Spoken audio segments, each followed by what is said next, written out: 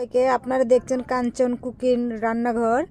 তো এখানে আমি রুই মাছ নিয়েছি আর চাল কুমড়ো নিয়েছি। চাল কুমড়ো দিয়ে রুই মাছ ঝোল করব, সাথে থাকুন। তো দেখুন মাছে আমি হলুদ দিয়ে দিচ্ছি, লবণ দিয়ে দিচ্ছি, ভালো করে মাখিয়ে নেবো।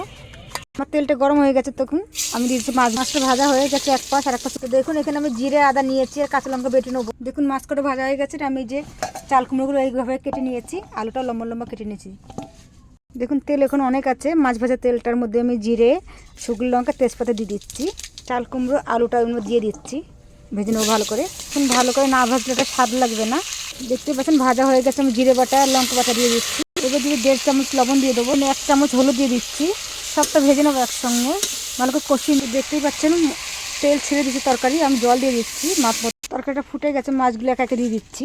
তরকারিটা 5-7 মিনিটের জন্য ঢেকে দিচ্ছি। 5-7 মিনিট হয়ে গেছে, দেখি তরকারিটা কিরম হয়েছে। দেখুন তরকারিটা আমার হয়ে গেছে, দেখতে পাচ্ছেন চাল কুমড়োটা কিরম গলে গেছে। দেখুন তরকারিটা হয়ে গেছে, এই যে নামিয়ে নিয়েছি তরকারিটা।